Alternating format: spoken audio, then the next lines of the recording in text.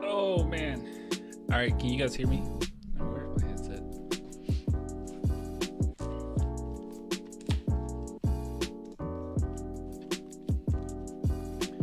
All right. Yep. All right.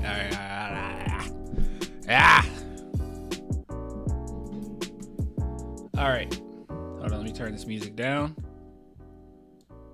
No? Okay. Cool. All right.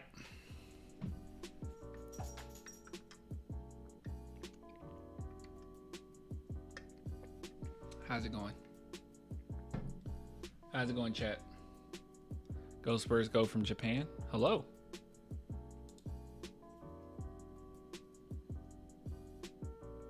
How everybody doing? Oh, actually, I want to take.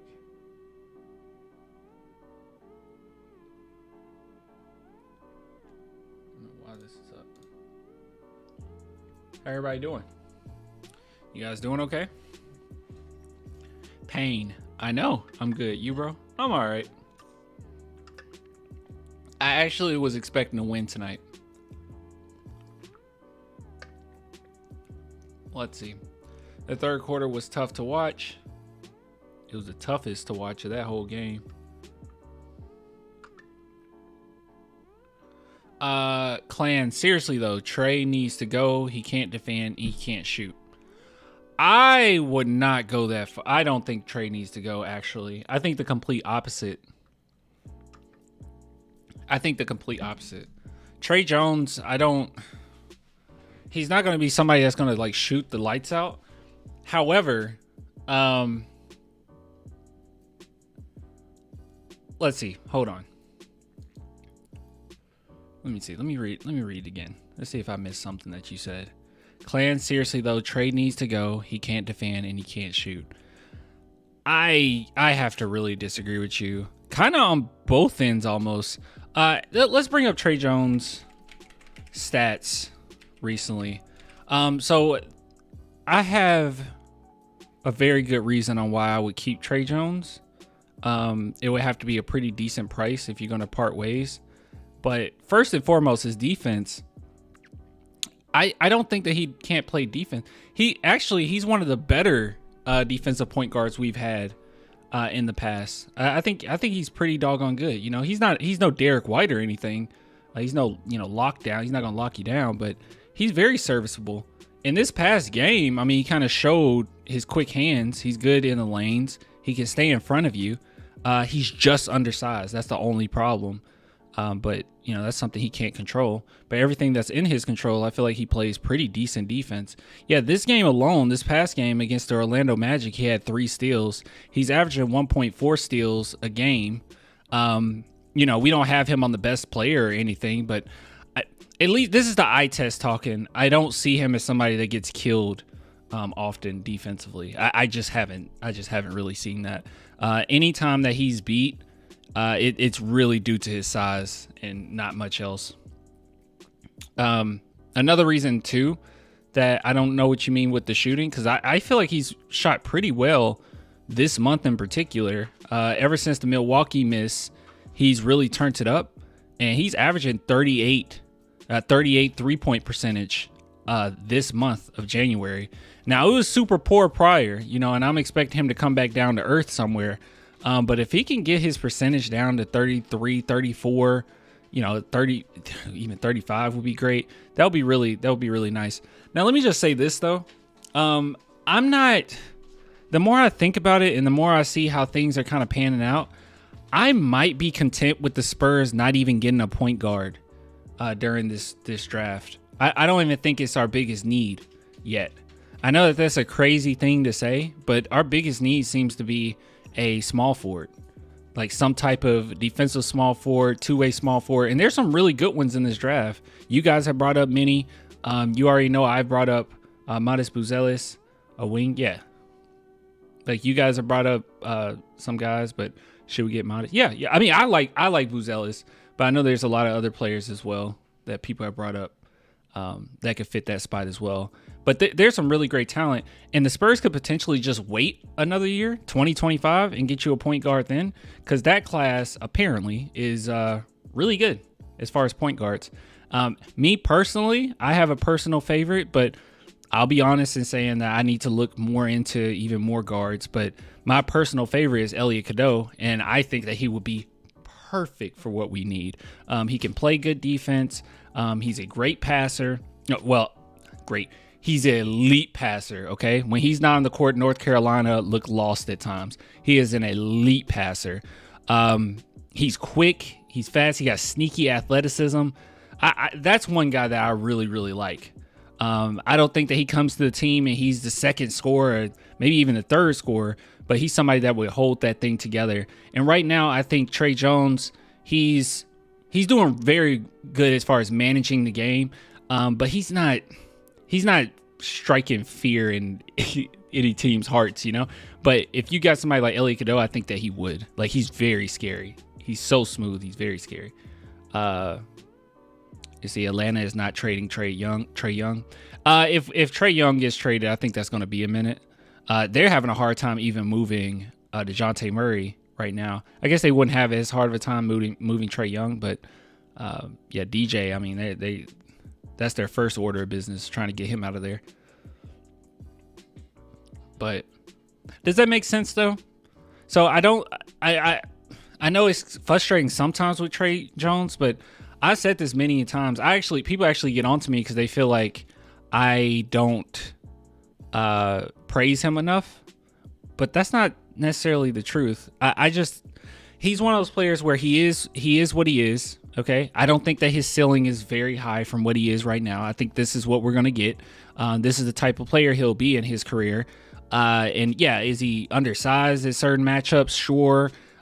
This game in particular, I understand that Orlando Magic has some very athletic guards, so that makes it a little difficult for him. So certain matchups, yeah, he will struggle more than others, but I think that he's serviceable at least for another year, and then possibly come off the bench. Or if you want to just have Blake Wesley as the main point guard coming off the bench, that's fine.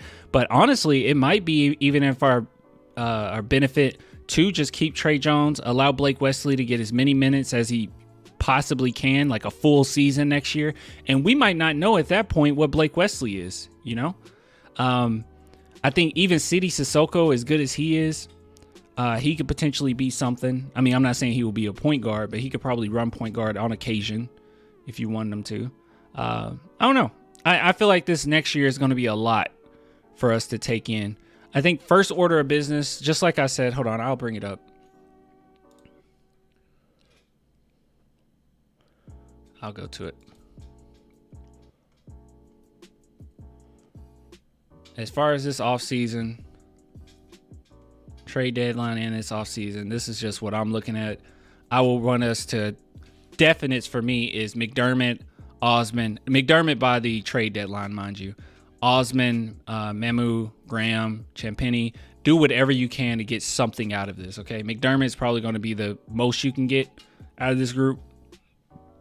Do it no matter what. These guys, I want them gone by next season. Champagnie possibly can be an end of the bench guy, but for the most part, I just want these guys gone. Branham and Johnson, I think they definitely should explore and see what we can get out of that. But the guys that I want to see on the court definitely is Wemby, Sohan, Vassell, Jones, Wesley, Sissoko, and Barlow. And then at that point, what are we looking at? 1, 2, 3, 4, 5, 6, 7, 8. Yeah, about 8 new faces on this team would be nice. So that's ideal. I don't think that getting rid of Tre Jones would be a good idea right now. Let's just hold on to him if we can. Said, please get rid of McDermott. Yeah, get rid of McDermott. McDermott would be fine on a competitor. You know, it's just with us. I think that a lot of his flaws are highlighted because we're not that good of a defensive team. And because we're not a good defensive team, and because, you know, our team, a lot of these guys are playing together for the first time, essentially. So a lot of these combinations, most importantly, Wemby's playing his first time with all of these players. It looks sloppy. And with McDermott, when he's a specialty player, when he's a specialty player as far as three-pointers, and that's kind of it, you're screwed, you know. You're either leaning too far on his offense, and then defensively, he's not making up for it. It's just bad. Seriously, the disrespect for Johnson and Branham worth nothing. Wait, what? G League material 100%. I have no idea what that means. I don't know what you meant, but the reason why I'm saying Branham and Johnson isn't necessarily because they're bad. Like I'm even okay if the Spurs were to keep Branham and just see what you got. I just think with these two, I think that if you were to trade them, you can get something pretty decent. And then on top of it, they're just not necessarily fitting with the team so well. I mean, the offense literally stalls at times. I mean, he's a G League player at best. No, he's not. Branham and Johnson? No, dude. They're NBA players. If Branham was in the G League, he would be destroying the G League right now. Like, fans would be crying for the Spurs to bring him over. He would be averaging 40. No. Branham's actually really good. It's just defensively, he's not that great. He just doesn't fit with us that well. Like, he's resorted to being a catch and shoot player, and he's not really that. And we don't have like a true like pick and roll, pick and pop game right now. So yeah, it's just not. And then on top of it, we don't have enough shooters to open up the game for Branham's mid range. It's just a mess.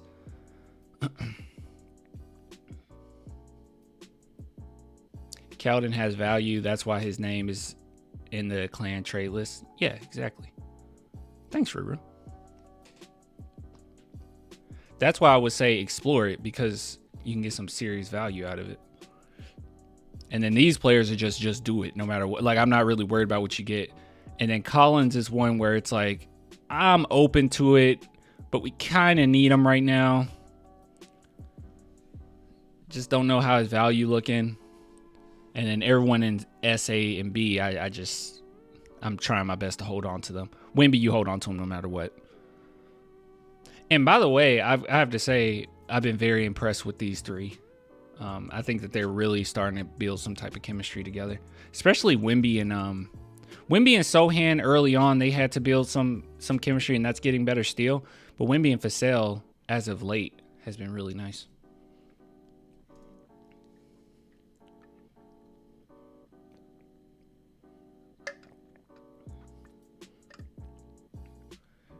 Branham would not be the best player in the G League. I don't know about that. I just know that he would destroy in the G League. I might have been a little hyperbolic with the 40, but he would destroy. I mean, he would destroy the G League.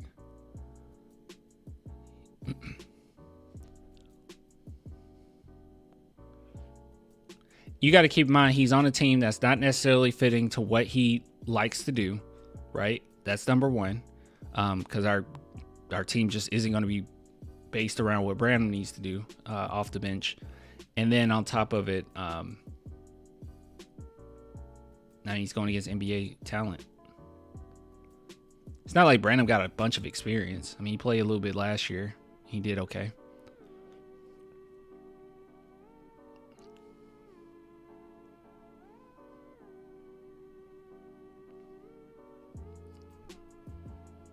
I disagree, Ruru.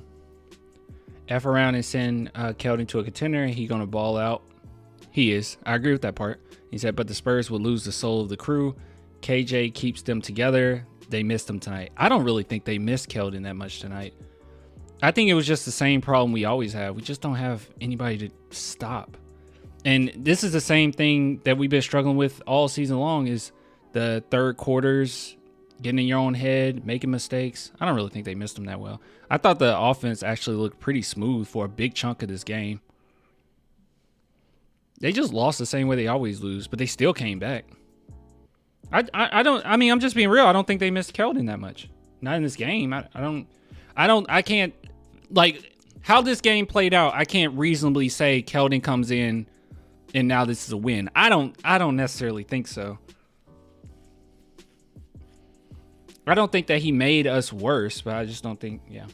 Anyways, that wasn't what this segment was about. Trey Jones. I would keep Trey Jones. I would keep Trey Jones.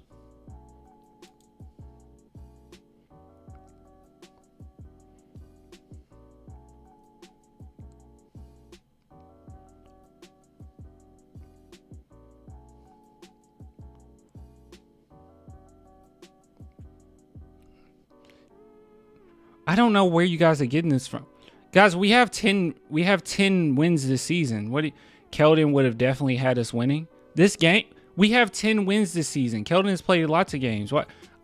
I feel like it's the same argument before. You remember when everyone was like, if Trey Jones got this amount of minutes, we win. I mean, we had freaking Richard Jefferson saying that, which was absolutely asinine. But Trey Jones gets plenty of minutes over the past couple of months. He's been starting. We're still losing. So I don't know. Yeah, I don't know, guys. I mean, and then especially coming off the last game where Keldon kind of cost us the game. The whole team played sloppy, mind you.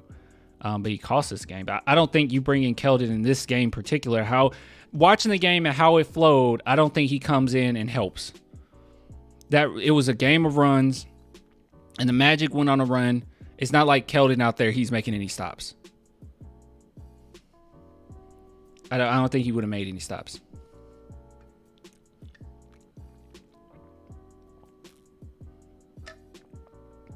But it's the same way as well. It's the other way around too. Like, if the Spurs would have won this game tonight, I wouldn't have said it's because Keldon didn't play. You know? I just think as a team, the only guy I can say with all the confidence in the world, maybe... Actually, yeah, probably just those three. The only three I can say with a lot of confidence that it's a big difference on whether or not we win or lose is Wemby, Sohan, and Vassell. Vassell with the scoring, Sohan with the defense, and then Wemby with the everything. Like, those are the three players where it's like, if one of those guys are out, it's going to be tough on us, you know?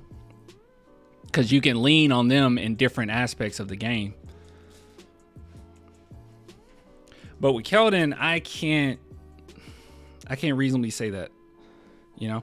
Now, Wemby, without a doubt, like, he's the one where it's like, if he doesn't play, we lose. Like, I don't see us winning. But I think the combination with those three, that's where it's like, oof. You know? I cannot. What do you mean you cannot?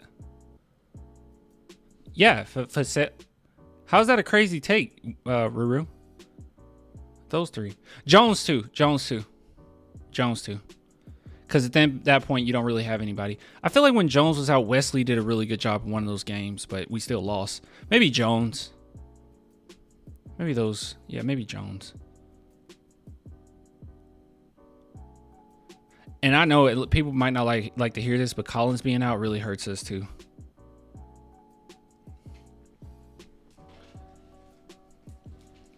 We really need another big man. We need a center. Oh my God, why are we still... Ruru, I don't know. If you can't... You overrated view of Sohan at the end of games. How did that fare for him tonight? I don't know, Ruru. I don't know. Sohan, I said what I said, okay? I think it makes sense. Sohan defensively, you can lean on that. Sometimes he's a lockdown. Vassell, you can lean on his scoring if you absolutely need a bucket. So if you need a stop, you can kind of lean on Sohan. You can lean on Vassell for shooting. You can lean on Wemby for almost everything. Yeah. So if one of these three are out, I think that's a reasonable argument. That, God, if we had this player that would have contributed in this way. I can't reasonably say that with Keldon. I'm sorry. I just can't. I mean, people were trying to argue with me that last stream, like, what do you mean Sohan, he can be out there even if he's not scoring? Well, yeah.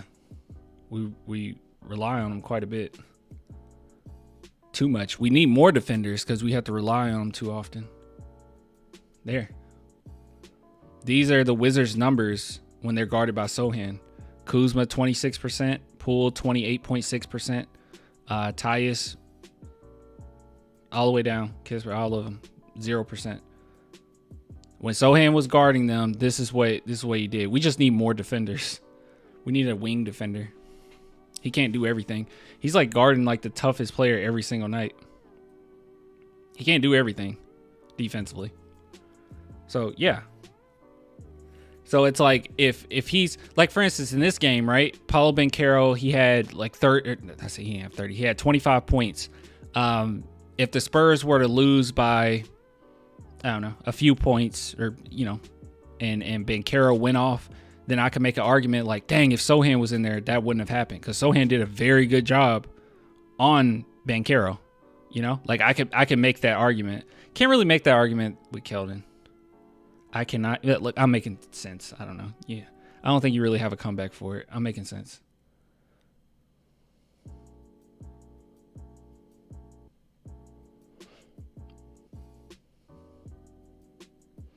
I'm making sense. Really? Lean on me when you're not strong? That's a good song. Not. I'm just saying you can make a reasonable argument. That's fine to say that, dang, if Sohan was out of game and we lost, you could possibly say, dang, if it was a player that went off, right? A specific player that went off, then you can make that argument, like, especially a power forward. If power forward went off or small forward went off, then you can say, dang, if Sohan in the game, we probably would have had a better shot at winning because of his defense. Just can't really say anything with Keldon. It's so wishy-washy, you know? And defensively, I can't say like, oh, if Keldon's in there, we would have got to stop it. I can't say any of that. And the same thing with Vassell. If we get outscored, you could say, dang, Vassell, we really needed Vassell tonight to get that scoring. If we get killed by a center, you can say, dang, we really needed at least some more depth. If maybe if Collins was out there, it would have helped a little bit. I don't know.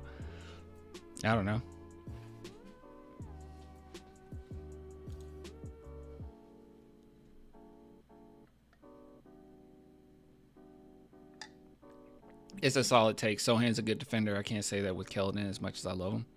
Yeah. Keldon, you know, I don't know.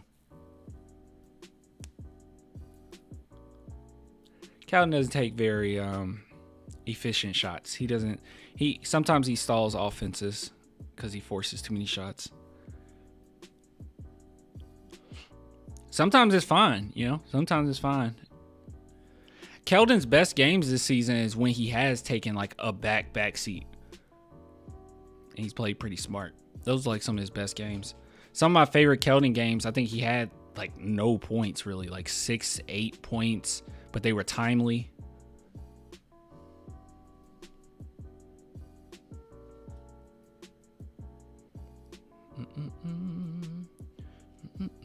Keldon's number is not being called by Pop. His defense, though. Well, to be fair, Pop always plays his veterans. It's not like he's gonna not play KJ. He's gonna play him, and then when they're paying him, he's gonna get minutes. And KJ, based on what he can do, Pop just gonna bring out the best in you. I mean, he's pretty limited. Keldon's pretty limited in his game, so Pop is going to say, "You score," you know. When you're out there, you try to score, try to be, but he wants you to play smart. It's not like Pop is telling him, even if it's two people on you in the paint, just still attempt a shot. It's not like he's saying that. But he knows what Keldon is. A player is only great when they can play great consistently.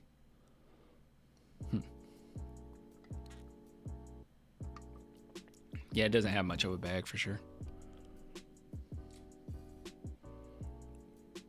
It's crazy that everybody agrees with me on this when like a year ago. Hold on. Maybe it was on live stream. Maybe it wasn't.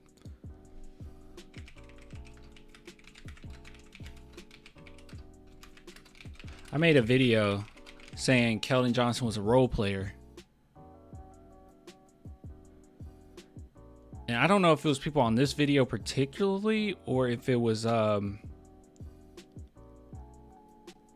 on, let's see.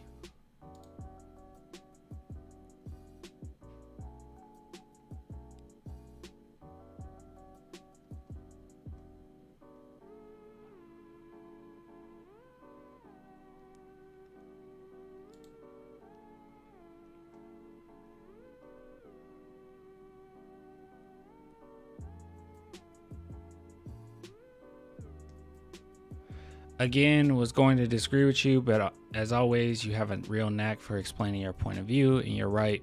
We've had plenty of role players that have done their job and led us to titles. Okay, I guess everyone did agree. Maybe it was a live stream. I remember people being pretty upset.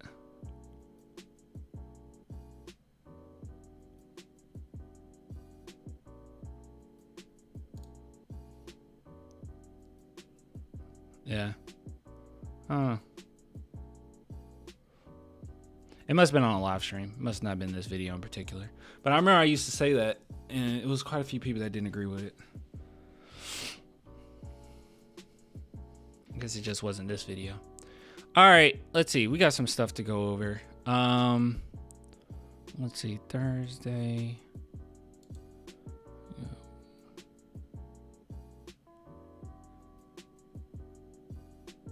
All right, let's see what we got here.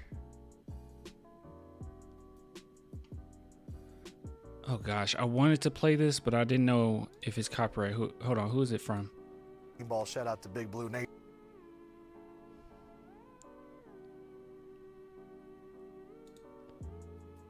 I don't know if this is a good idea to play. You came in, you said, hey, I'm fine, I'm looking forward to this, but what has been the biggest adjustment? From what I knew. I don't know. I feel like that'd get copyrighted because what is this, TNT? I think this is TNT. I don't want to risk this. I'll be honest with you guys. I don't want to risk this. I don't. Gosh, I don't know if I want. I don't want to play this. But I think this is. Yeah, this is NBA TNT. I'm pretty sure I'll be copyrighted if we mess around with that. But I did find this interesting. So this is interesting. And I don't have the other one, but screw it. I'll just tell you basically what he said. So Wemby on his drive. So this is what Wemby had to say. It's very profound inside of me.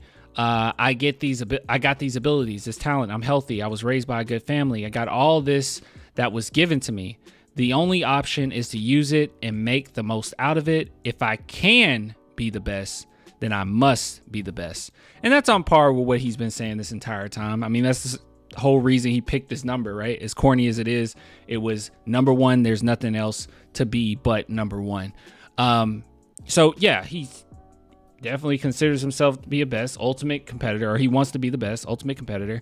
And he's, I don't know. It's like one of those moments where you saw so many people talking about it that weren't Spurs fans, and you're just sitting back like, yeah, we've been keeping up with him forever. Like, I've been keeping up with Wemby for a couple years now, but this is how he is. This is who he is. You guys already know we talked about how his past coach in France said that he reminds him of Kobe. The fact that when he was getting interviewed, when he was like 18, 17, 18, the interviewer ended up seeing his phone wallpaper and it was Kobe. It's just in so many moments during this season that a lot of people probably didn't see, where he comes in, he just completely shifts the momentum of a game, and he's just, I don't know, it's just, he has that fire in him, you know, he definitely has it. Another thing too that I found interesting, and I don't have the quote from it, but Jamal Crawford also told Wemby that he wouldn't mind teaching him one of his moves. Don't know how serious that was, but that would be absolutely insane if he did work with Jamal Crawford, because we all know Jamal Crawford was a monster when it comes to his dribbling moves. He was a monster. Ruru said his parents raised him well. They taught him to be humble yet confident. It matters not what others think about it. True. Sohan is only 20. Why are we bringing up Sohan? Oh, that dude Sohan is too inconsistent. Defensively, Sohan is never inconsistent. Like, I feel like it's pretty rare when Sohan is inconsistent defensively. Offensively, shooting wise, which is the same thing that everyone was criticizing him for, and the reason why he didn't even go higher in the draft, his shooting, which we expected to be a little inconsistent, has actually been much better than expected, believe it or not. So yeah, look, and he's super young. And Wemby, if I'm being real, if I'm being completely honest, Wemby can be inconsistent sometimes, right? Offensively. But he's just so freaking tall that sometimes he can lean on that. He's tall, athletic. He can lean on it sometimes. And I feel like this past game, the game against the Magic, he leaned on it. He absolutely leaned on it. He leaned on it. He was pretty rough. The last couple games, the Magic game and the gosh, all these games are blending in with each other now. What was the game before the Magic game, chat? Because that game he was pretty wild too. That wasn't great. Anyways, yeah, so anybody can be inconsistent. Wizards. Yeah, Wizards. Yeah, that was weird. He was inconsistent. Sohan's defense is not even that good, and his turnover is a lot. Well, on drives, he's like one of the best, but I don't know. I feel like that should be a different segment. I don't know. Anyways, this is just great. You can tell he has the competitiveness. He has a competitive edge to him, and it's not enough for him to be so freaking talented. The fact that mentally he is engaged and mentally he's there all the time, 110%. I think that's pretty great. Like I said, he can be inconsistent because he's so young, but as far as when it's a really key matchup, he is there. I mean, people can make fun of the Embiid game, which I'll be honest in saying I hated the refereeing in that game. It changed how you can even play defense on Embiid, but he had a good game. He had one of his best games of the season, 33 points, but nobody noticed because he was in foul trouble and he barely got to play. Oh, thanks for the super chat, Jamal. Thank you, man. Good stuff, though.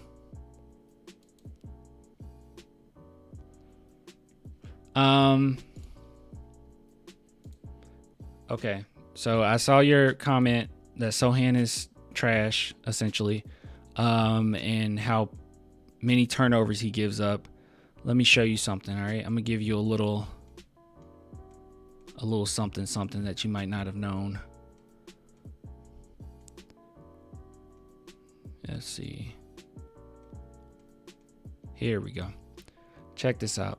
Lowest turnover percentage on drives. Just take a look at that top 10.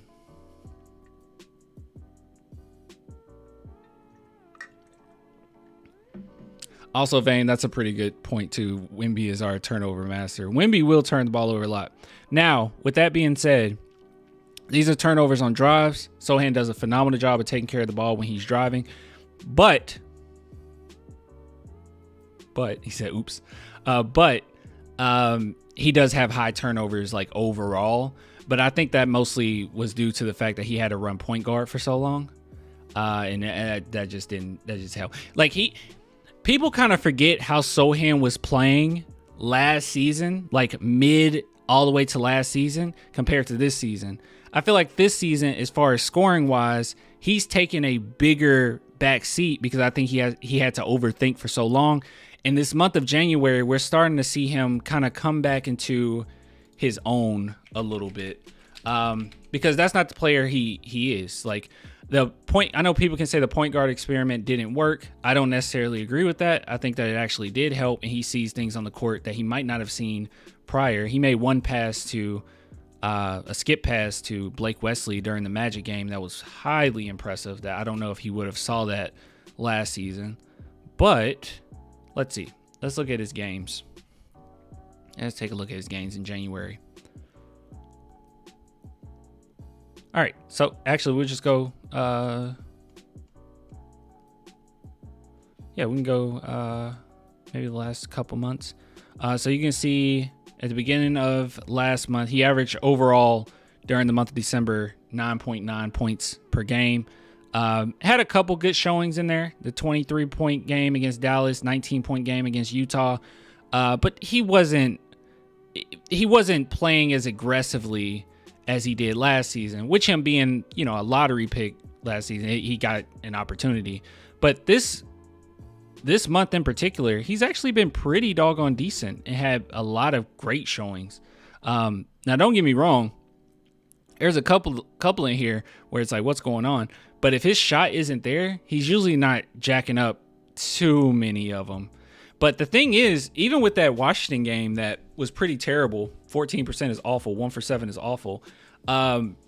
He was just missing stuff he normally can hit. Like they weren't even hard attempts at all. So that was a little strange, but I feel like he's coming more into his own. He's playing a little bit more aggressive. And just from the eye test alone, I thought the month of January, he turned a leaf. The team as a whole has, but I think him in particular, he's making decisions quicker, just doing a pretty good job as far as taking decent care of the ball. A big chunk of his turnovers came earlier in the season. See, as we can see here, October he averaged 2.3, November he averaged 2.5, and then December it went down to 1.7, and then this month, it went down to 1.4. And it was just this recent game, or the game against Magic, in which he put up quite a few turnovers. But yeah, he's been doing fine. And then not to mention, like I said, he's top 10 in the league as far as taking care of the ball on drives to the rim. So he's doing a pretty good job. He's getting better. The most important thing this season for me, at least, my perspective, was improve your three-point shooting. Improve your three-point shooting. When we need you to be able to hit those threes. That's the most important thing. And what game was it? It wasn't Portland.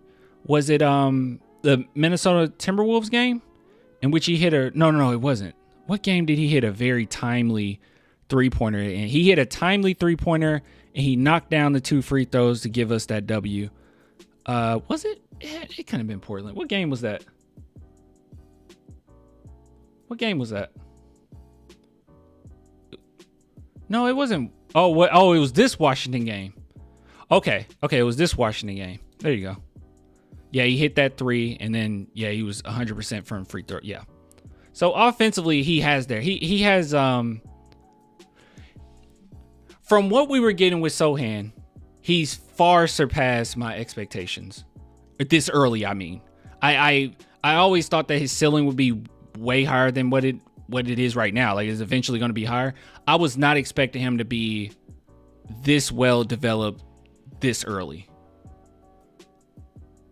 Like, I was not expecting his three-point shooting to improve until the next couple seasons. Like, I thought it was going to be even more growing pains than it has been. So he's been working extraordinarily hard to improve that aspect of his game, because that was the biggest issue coming into the league. And that was the biggest thing that I thought was going to be a problem, was his three-point shooting and his free throw shooting, because they were horrendous in college. Horrendous. I think he was shooting maybe 50% from the free throw, and like 20%. Let's see. All right, they're not showing it here. Hold on. Jeremy Sohan, Baylor stats. Sports Reference.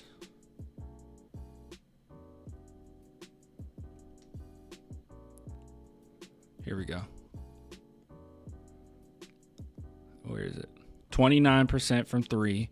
Yeah, about 59% free throw percentage. So he's gotten so much better than he was prior. So much better. He just doesn't have a pretty game. That's all. He just has an ugly game. It's not a pretty game to watch when he's on the court. All right, it's not as pretty as Wemby or Devin. It's really, it's an ugly game offensively, but getting the job done nonetheless. So I wouldn't harp on Sohan too much. He's fine. You can get a lot of utility out of Sohan. Not to mention the defense, as we already said. But what the heck? Where's the thing? Thought I already had it up. I just showed you it. Yeah, just like defense against the Wizards, and there's stats like this all over the place. You can see him, with other teams as well. But I mean, he would just take over defensively, I don't know.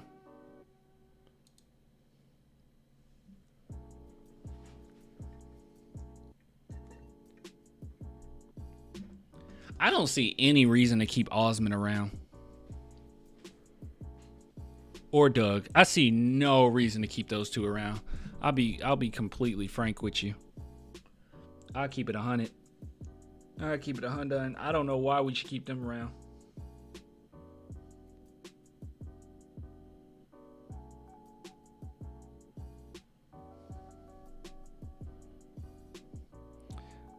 Ruru, no one said that his defense is adding wins. I didn't say that.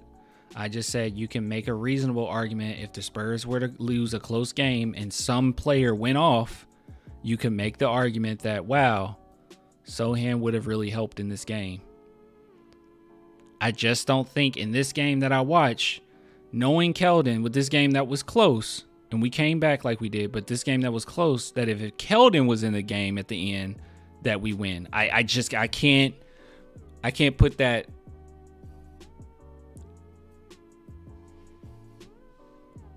I don't know what Keldon would have done at the end of that game. I don't know.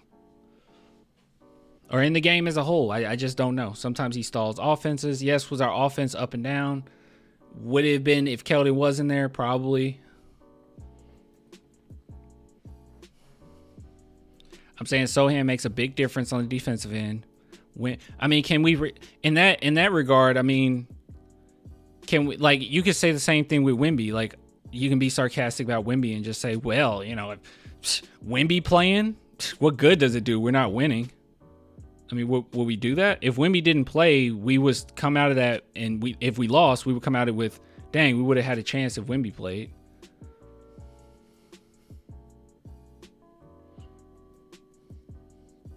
Someone whose efficiency on defense, as you point out with those lovely analytics, should be able to help. It is helping. We're just losing games. I just say you can make an argument. I personally don't think if anybody other than Wemby, like 100%, if anybody other than Wemby is out, that we should have won or could have. I don't know if I can make that assessment, but I will say you can make it more than you could with Keldon. It's helping what exactly? Our overall development? Our overall defense? I don't know. I don't know what you mean. So what is Sohan's defense helping as far as the team? I mean, it helps us know and assess what we need to do in the offseason. It helps us know that, hey, this is a guy that's probably could be a pillar along with Vassell for the team to come. He's gotten better. I don't know what you mean.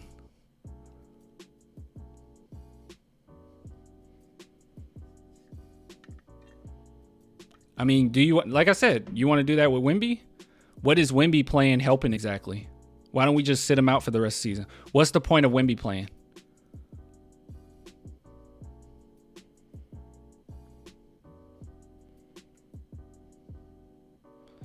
Because what rebounds are Jeremy getting? What possessions is he fighting for on defense? Who is he locking up that is producing wins? Well, I mean, yeah, unfortunately, wins don't come in the hands of just one player, but yeah, he's having good games. He's playing well defensively.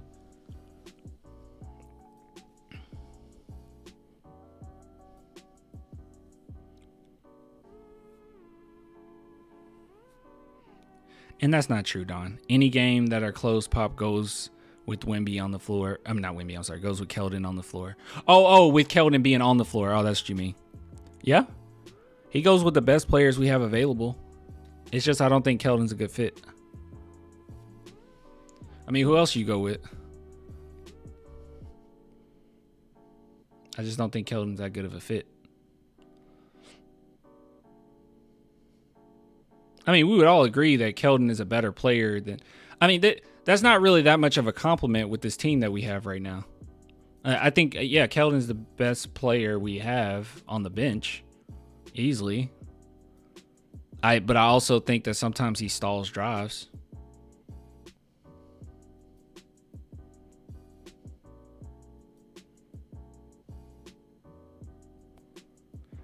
Wait, what? Sohan had the most rebounds tonight. Oh, I was reading. I'm sorry. I was reading Ruru. Yeah, I don't know what Ruru said, because what rebounds are Jeremy getting? Like she's basically saying, well, yeah, okay, Jeremy, all these metrics are great. He's good defensively. Oh, this is great with his rebounding and stuff, whatever. But like, it's not making us win. So who cares? But it's kind of like, well, at that point, why don't we just sit everybody then? Just like sit Wemby. If it doesn't mean anything, just sit it. Yeah. Okay. Wemby has all these great statistics, but we're not winning. Like, you're making the same argument that OKC fans make against us. Like, don't do that. Like, this is the same thing Houston fans say against us. Oh, he's the rookie of the year, but you're not winning. It's like, okay, so it's still helping us. It's still helping our development. It's helping. Each game helps us get a better vision of what we can do in the future. And I think that undoubtedly what Jeremy Sohan has been doing is, yeah, it's important. I think it'll help us in the future. That's all. Why you can't just plug and play? You can't just plug in people. DJ, she said DJ Keldon is not a good fit. However, Derek, which is Sohan, would take this team to championship levels. I never said, fit does matter sometimes, Ruru. You do agree with that, right? Like fit does matter. Does fit matter or does it not matter? Sometimes teams have like the most talented team you can think of, but it's just not a great fit. You still can't win. I mean, at one point we had like a crazy great team on paper. I mean, you had Tony Parker, Manu Ginobili, Tim Duncan, Kawhi Leonard, LaMarcus Aldridge. Oh gosh, what's his name? I just blanked. David. What's his name? Oh my God, he used to play with CP3. Oh my goodness. That team was insane. You had Pau Gasol on that team. What's his name? Why am I blanking? Yeah, David West. Thank you.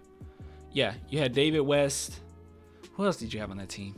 I mean, that was a stupid great team, but when it was all said and done, it didn't really click that well when we really needed it to. So sometimes fit does really matter. Yes, DJ didn't really fit with the team.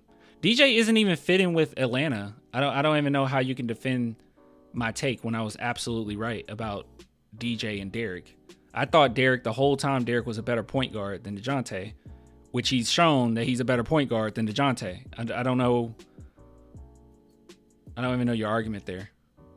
And Derek White with us. You know what Derek White did do? Derek White got us to the playoffs.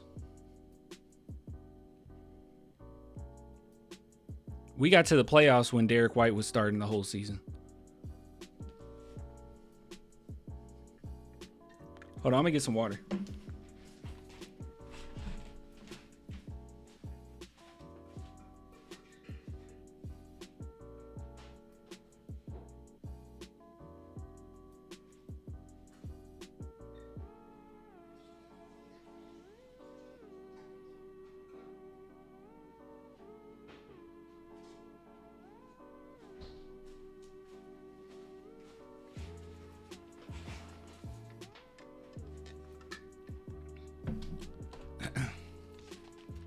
DJ folded in the plan. He did fold in the plan.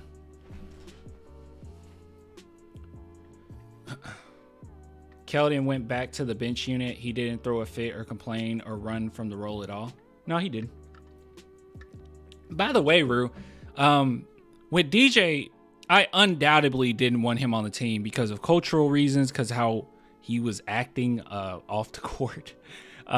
Even on the court, I thought that he was quite selfish at times, where he would take the ball away from certain players that were hot in certain situations, and he would just take all the credit for trying to take the shots. I didn't think that he necessarily fit with what we were trying to do in the modern NBA, where he was taking just so many mid-range shots. I thought that a lot of things was overblown with him because most of his passes were just lobs. Not lobs. He didn't throw lobs. But they were just dump-off passes to Jakob Poeltl. I just thought there was a lot with him that he just didn't necessarily fit with us, right? With Keldon, I don't have that many reasons to like if the Spurs were to keep Keldon Johnson, I would be okay with it. I'll trust it. I just think that he doesn't necessarily fit on the court, but culturally, Keldon is fine. So that's where I would say I'm not like in a big rush or like super happy for us to trade Keldon Johnson.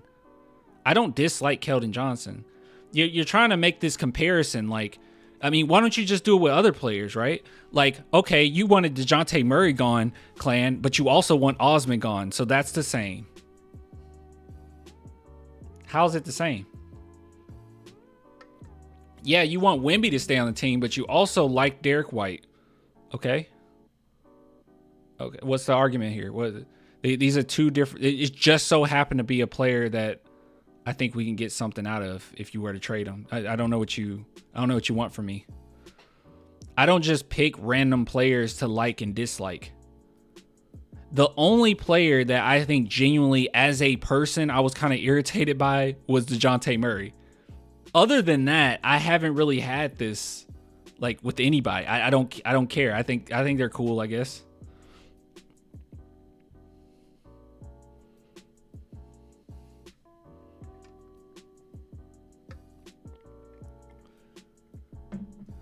Oh yeah, Luka. He's unhappy. Do you think that he will leave the Dallas Mavericks, come to the Spurs? Most definitely.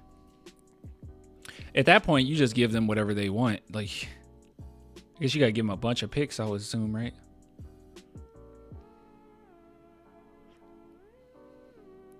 If you paired Luka and Wemby, who are you willing to sacrifice?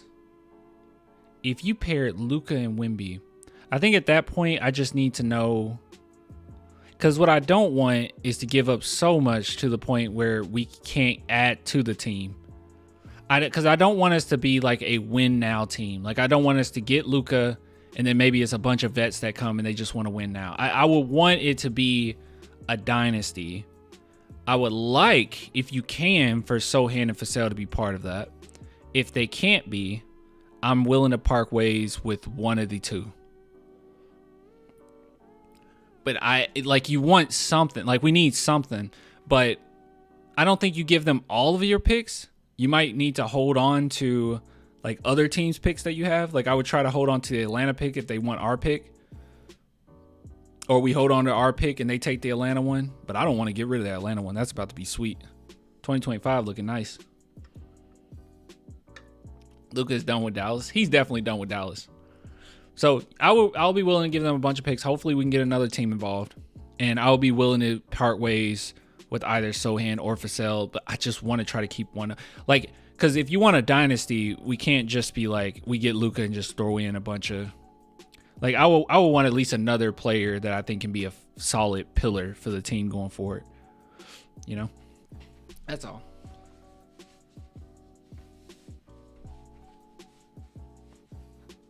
That's the only thing that I'll be worried about. I keep Sohan over Vassell. Yeah, at that point, if you have Luka, then Sohan is probably the way to go right there. Keep Sohan.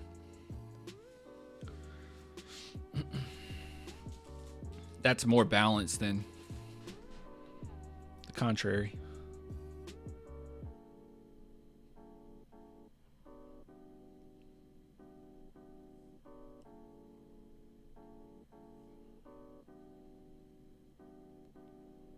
What if LeBron James wanted to join Wemby? Ugh. Why? Like, I mean, LeBron won't play that much longer. I mean, what? He'll probably have another season or two in him. He would just take, like, I don't think LeBron comes and we win a championship. Like, I don't know. And if you watched LeBron recently, it's not like he's like, I don't know. And also, I don't know if I want to see crying every night. I'll be honest. Seriously, I don't know if I want to see crying every night. I just don't. It's so much complaining. It gives me a headache. I don't know if I want to see that every night.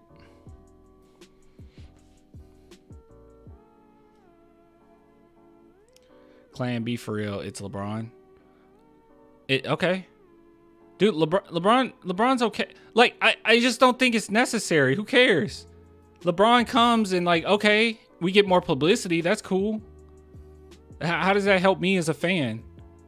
We won't make it. We won't win a championship with LeBron in his next 2 years or whatever. And LeBron has definitely lost a step. His defense is pretty putrid. Why? What's the point? What's the point of having LeBron? What's the point?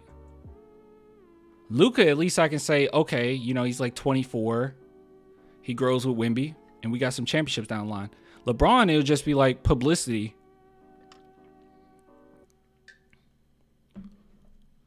Look, hold on. Where are the Lakers at right now? NBA standings.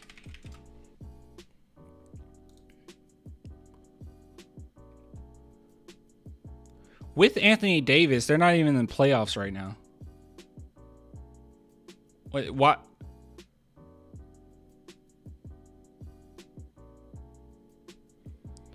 Was this reported? All right, we'll make a segment out of it. Let me see. Where was this? Wasn't this reported or something?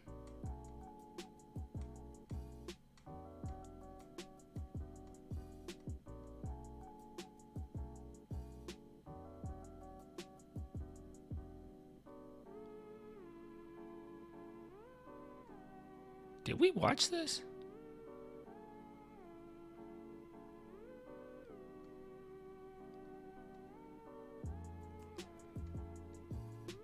Oh, dude. How behind am I on stuff? Oh, this is it. All right, so this is it. Yeah, okay. So chat's talking about LeBron. Guys, I don't see any reason bringing LeBron. So here it is. The San Antonio Spurs are the favorites to acquire LeBron James if he decides to leave the Lakers next season. Bet Online has said. I don't know what this is based on. I don't think this is like an actual report, but lots of people did run with it, okay? Let's see what some of the comments said on this. This is a few days ago, so I'm pretty behind on it. Bronny, you are a Spur. Wemby and LeBron getting a ring. King James, welcome home, big bro. Source, it came to me during my walk. That's pretty funny. We are here. Wemby, Bron, and Bronny. I made it up. Source. Yeah. So I have no idea what this is based on. I don't know if it's just the odds, and I don't know how that's calculated. I have no idea. Nor do I really care, honestly. I'll just be honest in saying I don't see any utility in the Spurs bringing LeBron James, okay? The Spurs are trying to create a dynasty. Okay? They're trying to build something. I feel like you bring LeBron in, yeah, we're going to win some games. Like, he's LeBron James, right? You win some games. You're not going to win a championship. You're not going to win. What's the point? He got maybe 1 or 2 seasons in him. At that point, it's just all publicity. It's just jersey sales. It's just jersey sales. It's just butts in the seats. It's just more that we have to pay to go to see a Spurs game. That's it. That's it. That's the only thing. What we get out of it is we have to pay more for our seats. That's our reward. We're not getting a ring out of this. I don't even know if you get the playoffs out of this. If I'm being real, look. Like I said, Lakers aren't even in the playoffs right now. I don't know when I'll upload this video if people are seeing it on YouTube later, but like, they're ninth. They're not even in the playoffs right now. They got Anthony Davis, a seasoned vet, and they're not in the playoffs. And if you've been watching LeBron defensively, he's been pretty terrible. His on-ball defense is non-existent nowadays. Wemby what we'll get out of it is Wemby's statistics will go up. LeBron is such a great passer. But it's not like LeBron comes in, he teaches Trey Jones, some of the ropes as far as being a great point guard, and then once he's gone, Trey Jones is Steph Curry. Like that's not going to happen. Now Trey Jones is Steve Nash. Like, no, that's not going to happen. It's no point. A chase down block and everyone is like, he's defensive player of the year. Yeah, it's like people that don't actually pay attention, It's people that don't actually pay attention to what's going on. There's no reason. It's just publicity. And like I said, this is the petty part of me. I don't know if I want to see him cry all game. I just don't. I don't know if I want to see LeBron cry every game. I mean, there's my bias talking, okay? The logical part of me says him coming to the Spurs doesn't help anything other than publicity. We don't win a championship and he's gone within a year. I don't see the point in it. All he'll be doing is taking touches away from other guys that we need to be building that dynasty with. I don't see a point in it. So that's the logical part. Then the bias part of me is saying I don't want to see LeBron cry every night. I don't want to spend more money for my seats to watch LeBron cry every night. He cries about every single call, mind you. I can't deal. He will just stop. He will just literally stop. If he doesn't get called for something, if he doesn't get a call, that's what I mean. If he doesn't get a call, he will just stop. He won't even go back on defense. It's just stop. Just stop just to cry at the refs. I can't. We don't need that right now. This team is already trying to learn. They do not need to focus on the refs. I'm good. LeBron gets away with so much. He used to have 5 texts a game. Oh, dude. He's in their face all the time. Yeah, but LeBron only signs for the max. So, yeah, no. Yeah, exactly. Well, I don't know what he was signed for. He said that he wants Bronny, and that's another thing. It's like, I don't care, dude. I don't care about all this. Like, we're trying to build a really good basketball team. All right, we don't have time to worry about all this. It's nonsense. We don't have time for all that.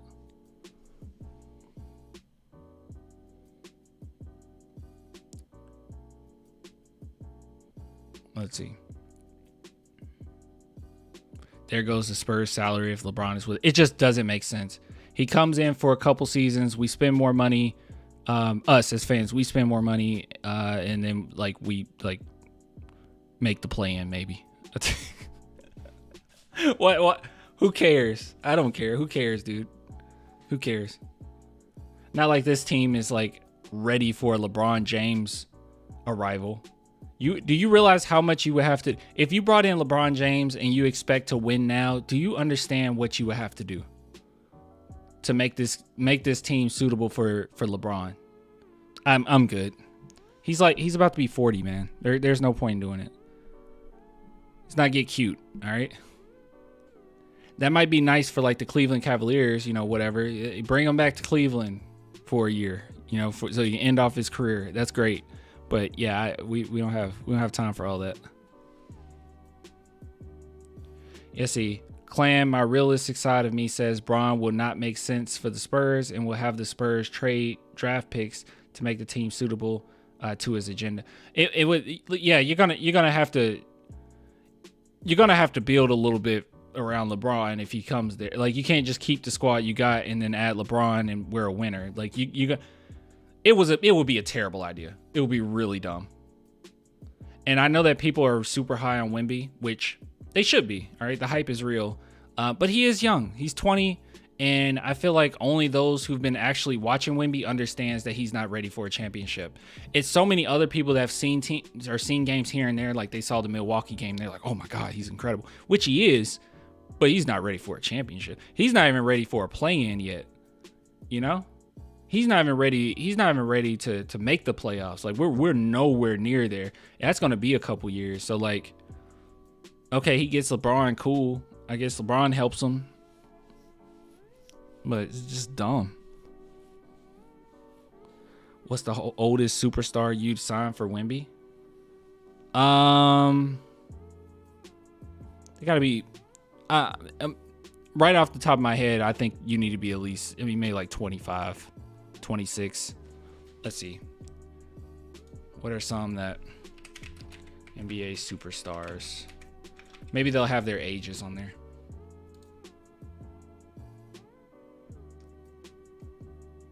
Do they have their ages? Oh, they don't have their ages. That's so stupid.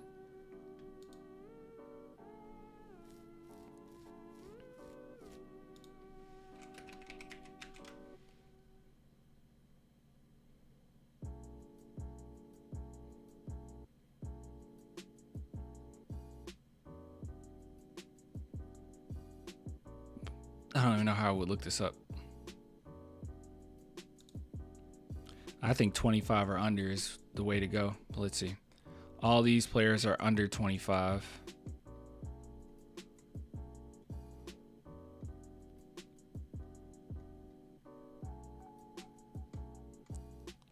Yeah, Luka's the one. He's the one right there.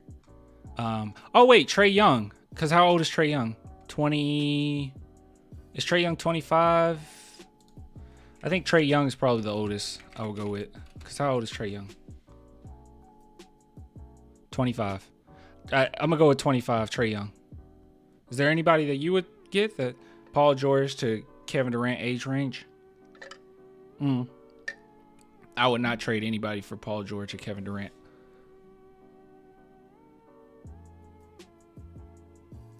Misunderstood the question. Oh, did I?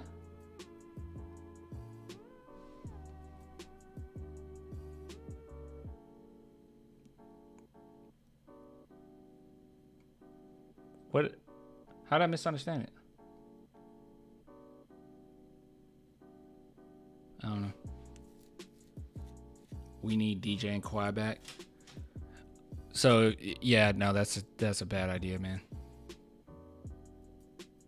Old clan. The key word is old. Yeah, that's true. Well, he said, what's the oldest player that I would... Oh. No, I answered it right. I don't know. My oldest would be 25. That's the oldest I'll go. Anybody over 25, I just wouldn't trade for them. Like anybody over 20, I'm just not doing it. I just probably won't do it. Like that's my answer. I didn't understand. Oh.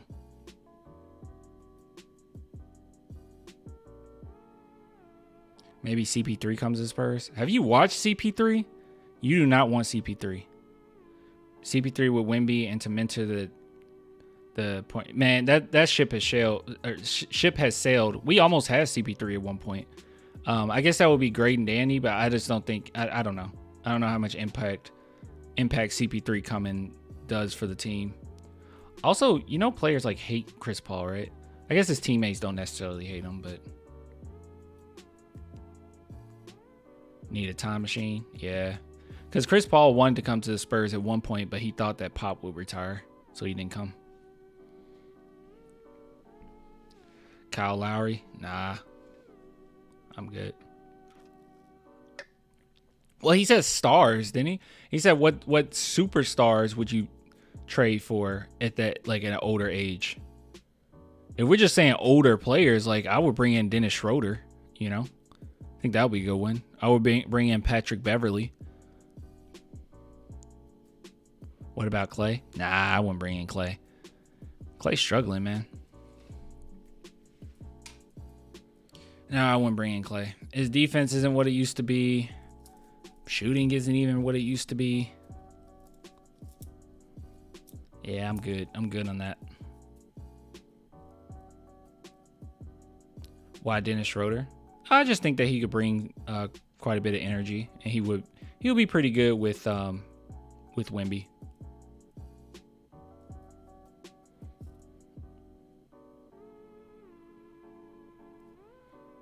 You don't have to, and then he's another player you're not really necessarily committing like years upon years to. You know, he just comes in, does his thing. I think it'll help. His play style will really help next to Wemby, growth wise. And you're not going out of your way and getting LeBron to do that. That's all. All right, we didn't even talk about this game, so maybe we should talk about this game.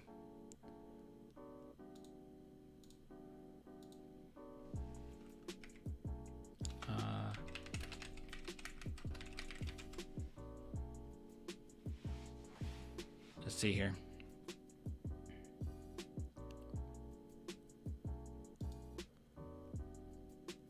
All right, let's take a look at some things.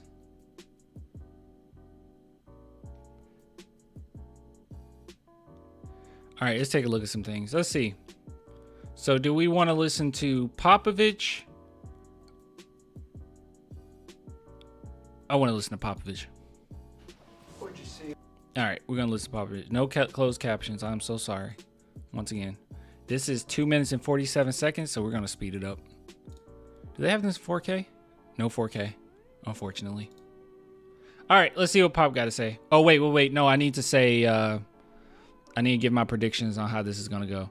I don't think Pop will be mad at the guys, but he will say, hey, you know, this is one of those learning situations where you let them come back, and then you came back, or, well, it was a lot of runs, just a lot of runs, and you have to be mature, as he would say. I can't even say it the way he says it,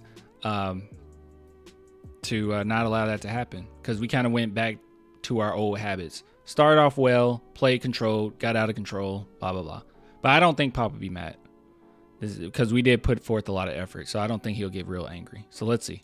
In that 15-0 run to get back in there. Well, it's basketball. I mean, you get back in games, you make some stops, you make some shots. Maybe the other team doesn't make shots. It's a 48-minute game and it goes up and down. So we had a good stretch. That group did a good job. Coach, Jeremy came out really aggressive in that first quarter. Second quarter, still aggressive, a little less effective. It looked like the mistakes he was making were like trying too hard mistakes. Are those? Yeah, I think the trying too hard is obviously he's trying hard. Everybody tries hard, but he goes too fast sometimes, and we just got to get him to slow down a little bit. He gets rolling and skips a few steps in there, but you know, he's a aggressive. That's a good point. We're talking about Sohan, right? Because that's a good point. That's a good criticism. Because I've noticed that when he should have took one more dribble, he didn't. Like when people were getting onto him during, like, I think it was like a fast break in which he didn't give it to Wemby. And really, the real problem wasn't the fact that he didn't give it to Wemby. Rather, he didn't allow the defender to close in on him because he didn't take that extra step. He passed the ball too early. That should have been the real criticism. So yeah, that's a big flaw in his game, I would say. Kind of player, but I think when he learns a little bit more about pace, you know, meaning ain't just Sohan going too fast. Yeah, no, it's just that they asked about Sohan, but yeah, he ain't the only one that goes too fast. God, dude, Osman, this game against Orlando. Oh my god,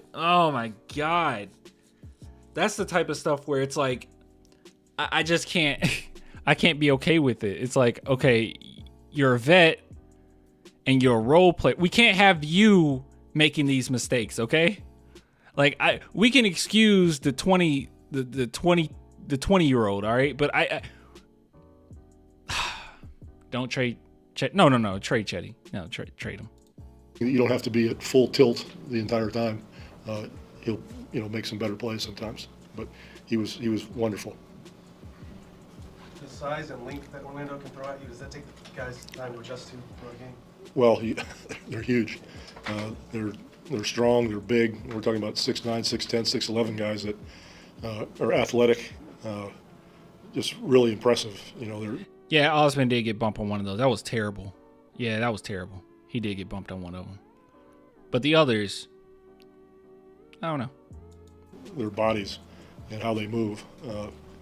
And Coach Mosley's done a great job with them. You know, they're playing, you know, the right way. They're sharing the basketball, playing with pace. You know, their defense put us in a hole. They really picked up their defense there in the third quarter. And, you know, that's always, when it gets real physical like that, it's a little bit of a problem for us. And as you say, until we adjusted to it and understood that that's what was happening and we couldn't stand in cement, that we had to move the ball better. But we have a tendency when we get down that it's not a selfish thing, but it's just an unwise thing where we're going to do it on our own. And we're not built like that right now. We've got to.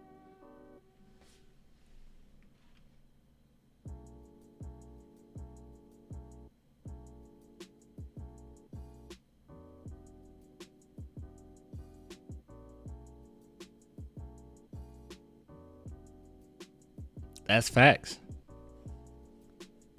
I said the same thing. That's my whole criticism.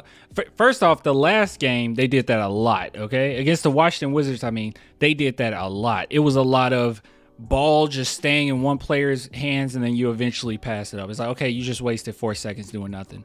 But this game, they did a little bit of that too. But like I said, that's the reason why I feel when I watch this team, okay? When I watch Jeremy Sohan and what his game is like, his game is, I'm a glue guy, I'm willing to pass, whatever. I'm a really good defender for my size.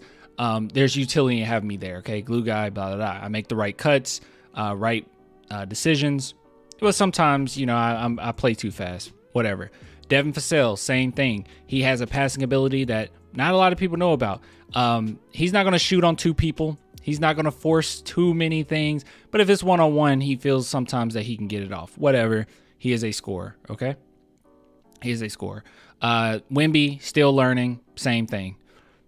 But that's the reason. What Pop just said, this tendency that, you know, a lot of the team, or a lot of the players on the team has, that's the reason why I get so upset with Keldon, because he's been like that since he was in Kentucky.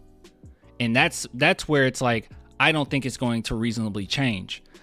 With Devin, I feel like that can be an adjustment. Like he could naturally just kind of change and, you know, adjust his game there. Same thing with Wemby. Same thing with Vassell. I mean, not Vassell, sorry. Same thing with Wemby. Same thing with Sohan, because of the nature of how Sohan plays.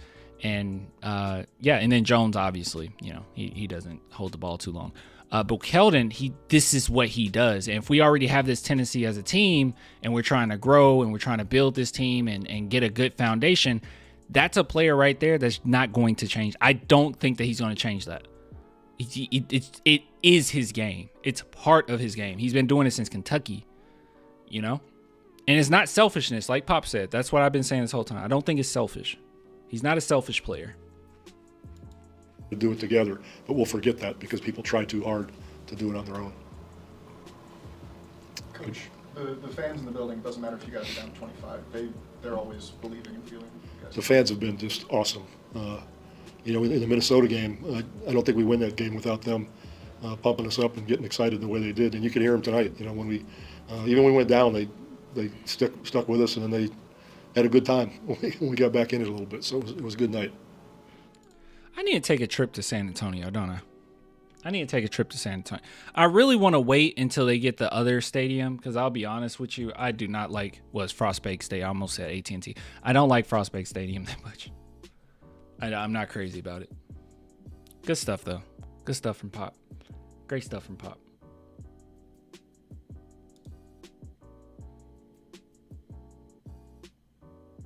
You'd love it here? Yeah, I've been to San Antonio a few times. You do, bro. Come to San Antonio. I've been to San Antonio a few times, okay? I call it Warehouse Center. I just do not. Ugh. Clay gonna be sitting next to some big old women. I just do. Oh, man. I do not like that stadium that much. I've been to Atlanta Hawks Stadium, Memphis Grizzlies Stadium, and I like those stadiums. Especially the Grizzly Stadium. I like that stadium a lot, but God, the San Antonio one is just, I didn't like it that much. Clay ain't gonna plant bats in the arena. That's a good idea. I might go to a Houston game in Houston and cuss them out, the fans. All right, okay. Let's see what Vic has to say. Once again, okay? And you guys were great on this, because crazy enough, all right, I was looking at the analytics for this channel, like as far as the demographic, it shifted insanely. I think there's only 50% of people that are in America that watches these videos, which is insane. I think it's like 50 to 58% or something. I think it's probably 60%, but it's a big chunk, like 11 to 12% that's from France now. That's pretty cool. So everybody that's from France, okay, if you can help us out, I won't play it for this segment because most people watching won't know anyway. But if you guys could leave at least just something in the comments saying what was asked and what was said once we get to that part, that would be great. Okay, you guys did it last time. It was awesome. I pinned it. So if you do it again, I will pin the new one as well. From Africa too. Are you from Africa? That's pretty cool. Orlando had a 17-0 run to take control of the game there in the middle of it, and you guys had a 15-0 run to climb back into it. What were the differences in your mind in how the team played in those two stretches? You know, taking care of the ball and running back in offense, getting some high energy steals as well, you know, from Trey, for example. And it's yeah, you know, that momentum we got to entertain, you know. I think the fans, you guys are down 25 and they're still really into it. Can you guys feel the belief that the fans have, and how contagious is that? Yeah. Everyone keep asking about the fans. We know we're great. We get it. All right, you don't have to do this. You don't have to pump up the fans. All right, we already know we're awesome. You know, definitely gets us going and helps with that momentum. As I said, you know, it's you know, this is why it's good to play at home in front of. I mean, people could have left once we were down 25, but you know, they believe in us as much as we believe in ourselves. So it's we got to keep going this way. Turnovers have been a problem of late. What can you guys do to cut down on that collectively and then individually as well? It's what can we do? I mean, we're at a point in the season where we learned a little bit on ourselves, but you know, some of the 40+ games maybe are catching up on us, and we need to stay focused on every one of them. And because I mean, we can't. Each game counts, you know, and we can't just not pay attention to this, because this has been one of, if not our biggest problem all year. Yep. But that's what young teams do. By the way, I'm actually happy that people have kind of gotten over it, okay? Good God, man. Do you guys recall how bad it was at the beginning of the season when the Spurs were losing, like especially the losing streak, it's like you couldn't talk to anybody. You couldn't just say, yeah, they need experience. That's the problem right now. Like people would just get onto the Spurs like every single night, man.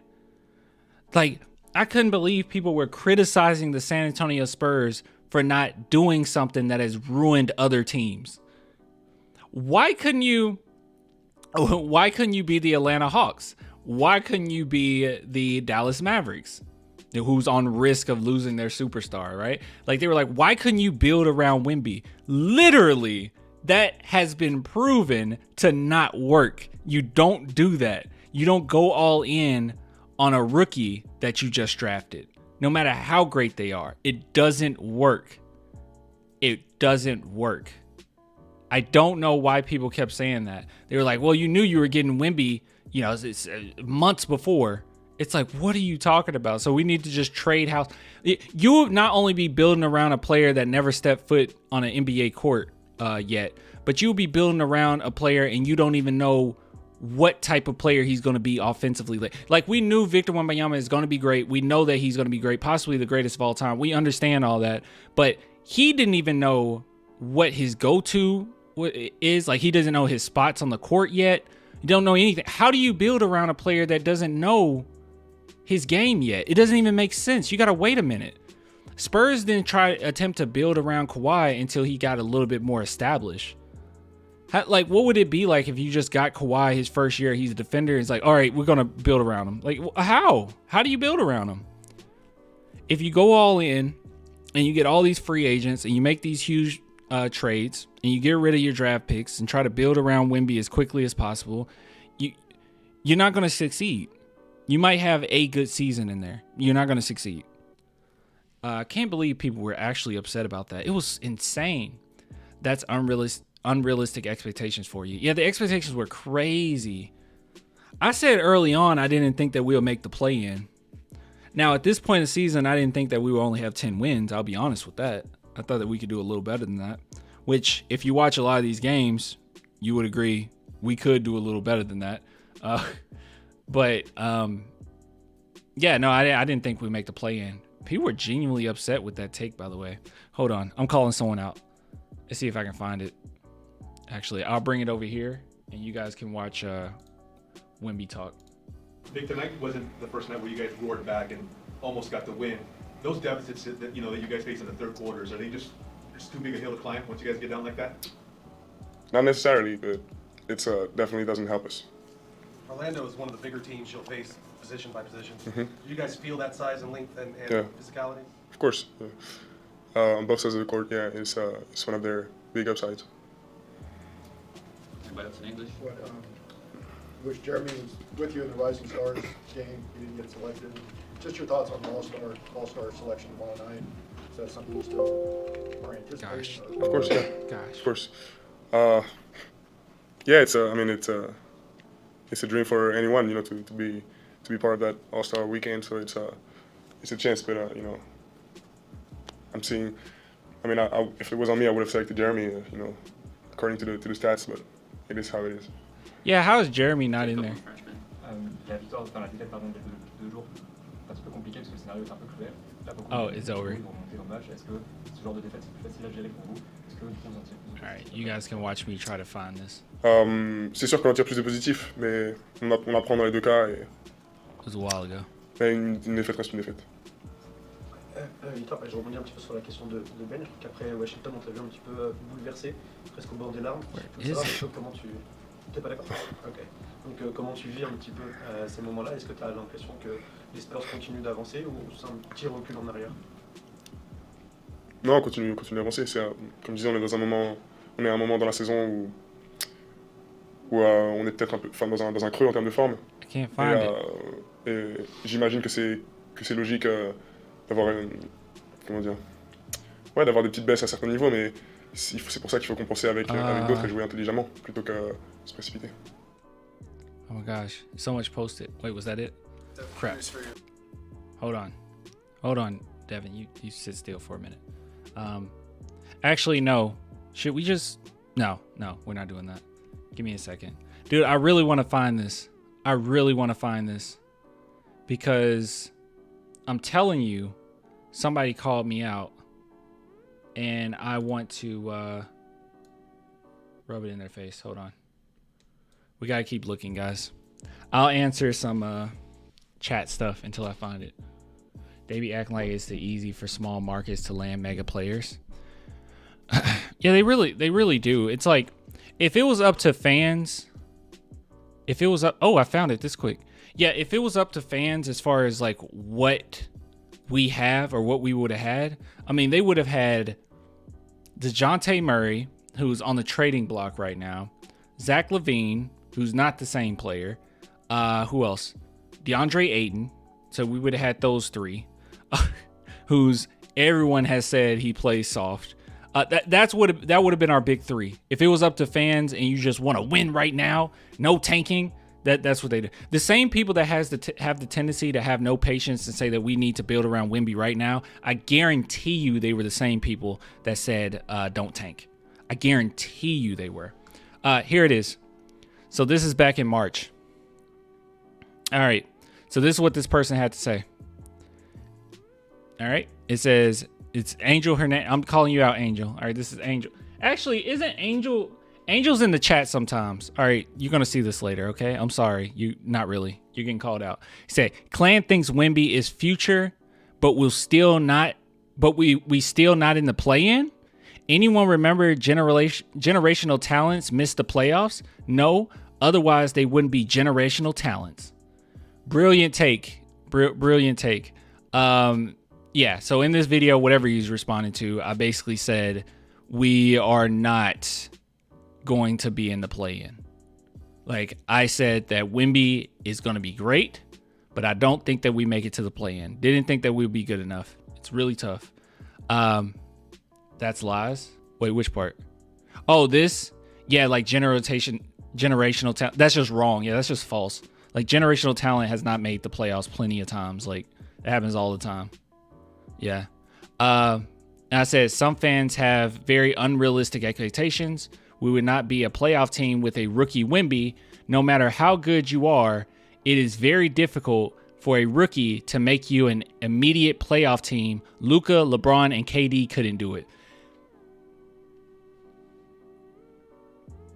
Yes. I said this before the summer. This is before we even got Wemby, right? Yeah, I said this in March. Last March.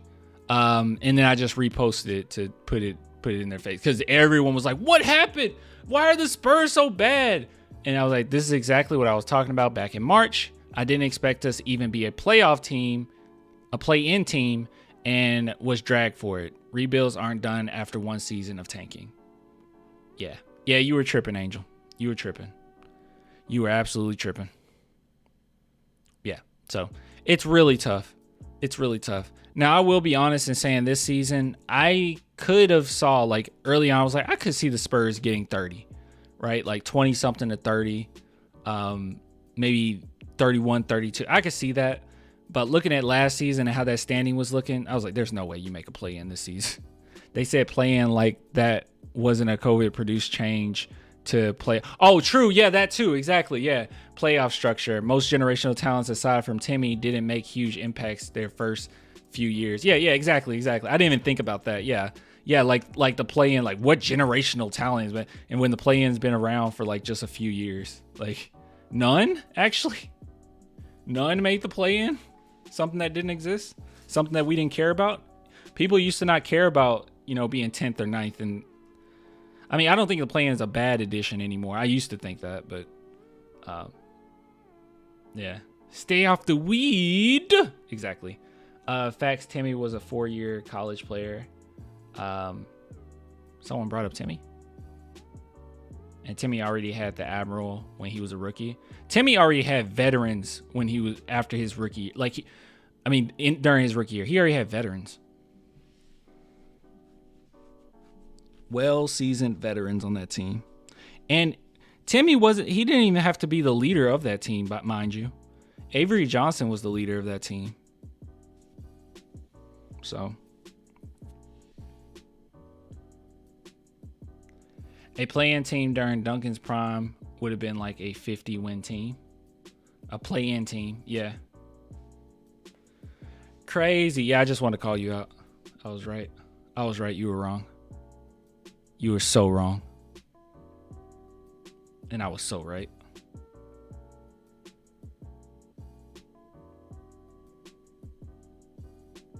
Spurs were in the Western Conference Final like a year before Timmy came.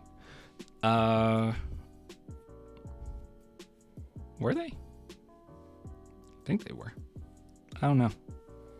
I'll be honest with you. I don't know.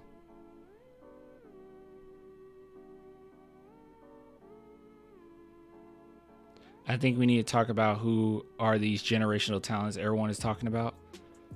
It's a good point too.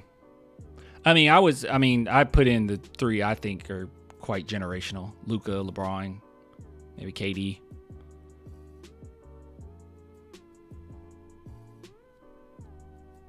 What is even the debate right now? We're not having a debate. I don't think. We all agree. Oh, what this guy's debate? I have no idea what he's just saying we'd be a play-in team. And like, no. I guess the debate is it okay for us to do the right thing and rebuild? I have no idea. I don't know. Swish says the Spurs won 59 games in 95-96 season, only tanked because Robinson and Wilkins got hurt. That's the team Timmy joined. Yeah. Even before D-Rob's injury, we had winning record. I don't remember. Before David Robinson, the San Antonio Spurs have a history of winning a lot of games. They always won a lot of games. Like always. That's why so many people are shook. Even older fans are shook. They're like, oh my God, we're losing games. Because they never saw a losing Spurs team. Let's see. As you can see, they've always won games. So we can go to... Oh, wait, I can't flip it? I guess I can't flip it. But if we go down, I don't know, 1967, when they were the Dallas... Yeah, we'll go up to the San Antonio Spurs in the 70s. Spurs 45, 50 win or 51 wins, 50 wins, 44 wins, 52 wins, 48 wins, 41, 52, 48, 53, 37. That's a bad year in 83. Mediocre, quite mediocre, not great, mediocre. Then they're back to 50 wins, 56 wins, 55, 47, 49, 55, 62. They've always been like basically from the 80s, late 80s, all the way up to 20 when the Kawhi trade, basically. All the way up to there, they've been a winning team, a winning franchise. And then these years, they were just mediocre, and then they tanked, and we've only been bad for 2 years, really. Like bad, like genuinely bad for 2 or 3 years. Yeah, so no, the Spurs have always been a winning franchise.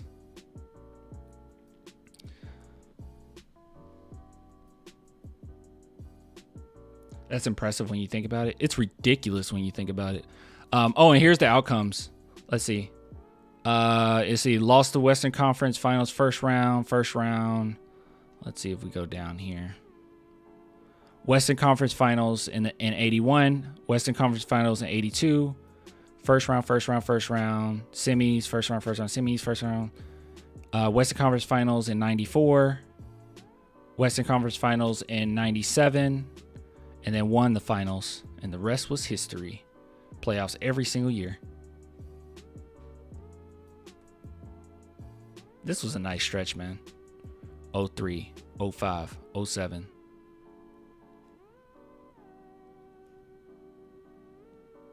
Yeah, that was a nice stretch. Think we can surpass the win total from last year? Let's see. So we got 10.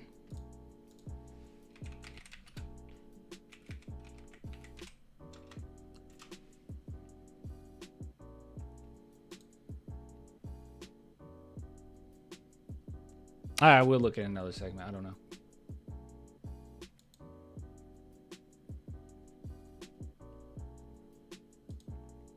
Let's see. All right, so as we know, Spurs have always been a winning franchise. And the question from the chatter is, can we surpass last season's atrocious 22 wins, 60 loss season? Well, let's see. We're gonna see. We're gonna see. Let me click on Spurs. All right. All right, guys. So we're at 10. I don't know when this video will be uploaded, so if I'm wrong about any of these, I'm wrong about them. All right, I don't know. Pelicans, that's a really tough matchup. All right, I don't know if we come away with that one. I'll be completely 100 with you. Cavs, that's another tough one, but I think maybe we can take the Cavs. Heat, possibly take the Heat. See how the Heat been doing recently. Lost against the Suns, lost against the Knicks, lost terribly against the Celtics, lost against the Grizzlies. All right, I say we take the Heat. All right, so let's just do this based on best case scenario, okay? All right, so 1, 2, yes, take care of the Magic this time. All right, we can beat them. That's 3, but that's in Orlando. That's gonna be tough. Is this the Rodeo Road? This is the Rodeo Road trip. Oh God. Let's see. Nets. I'm not sure how we match up. Raptors. After that trade, I think so. So where we at? 4. So we're at 14. 15. I don't know about that one. 16. I think we can take the Lakers again. Maybe we can get the Timberwolves. 17. I think we lose against the Thunder. I don't know. We just match up so poorly with them. Pacers, possibly. Rockets, 18. I think we take them. Warriors, I think we can take them both times, to be real with you guys. 19 and 20.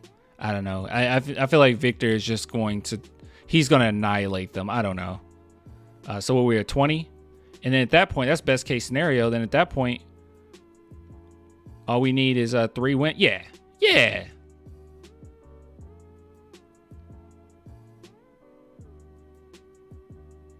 Oh, that's a good point too, Swish. He said it's hard to say right now because there's a few teams who may be better and worse after the trade deadline. Yeah, we don't know how the trade deadline is going to look. And that's just this upcoming week. That's a good point too. I don't know.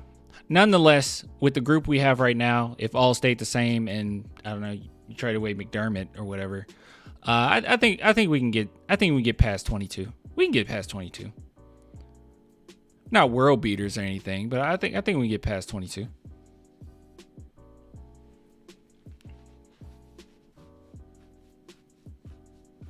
What do you guys think? You think we'll do better than last year? I mean, we should. The Spurs look better than they did last year. That was one thing that kind of frustrated me a little bit where people were talking about last year. It was like, guy, we're taking out so much context. The fact that a big chunk of that year we did have veterans, so just the structure was a little better. But at this point of the year, and how the Spurs have looked at their best, they look better than they ever did last season. Spurs versus the Milwaukee Bucks, in which a game that we lost, that they did not look that good last season. I'm sorry, they did not look that good last season. There's a few performances in here like that where it's like, yeah, they did not look that good. I think we'll win 17 games at minimum 15. Okay, so we surpass it. So you think we get to about 25, 27. That's actually a crazy great way to finish off the year, especially when we started off so bad. That would be really exciting.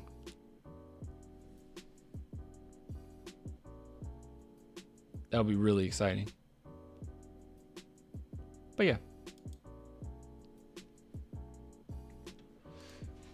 Let's see.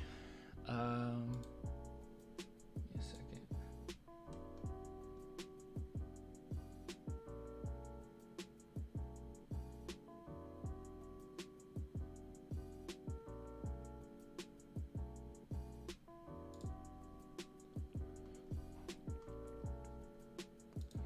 Let's see if I had anything else to talk about. Maybe we can do one more segment and let me get out of here. It's getting late.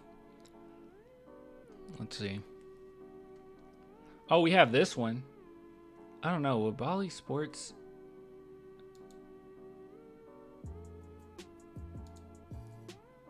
I don't know. All right, so we got Blake Wesley. Let's see what else I got here. This is funny, by the way. This is hilarious. That's why I liked it. So, like, what the original post was this. If you don't know, his name's Tom McDonald, and he makes, like, god-awful, like, right-wing propaganda rap songs that are kind of trash. Let's just be real. I mean, really trash. And it says, make great music or offend everyone. And he has to look at both, and he pressed both of them. It's like, oh, dude, you're so edgy. You're so cool, man. You're so cool.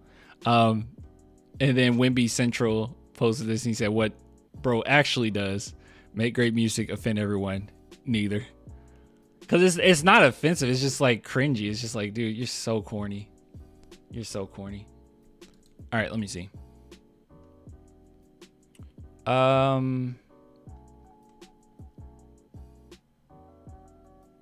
This was nice. I don't know if it's worth talking about. I don't know if you guys saw this. Boris Diaw.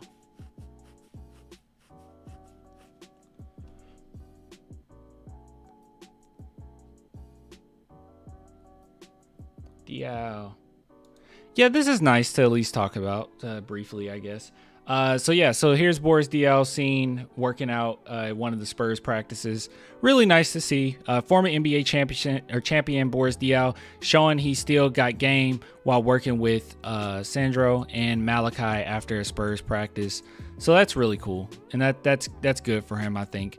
Some people are making fun of the fact that Malachi missed this shot, but good stuff, man. Good stuff nonetheless.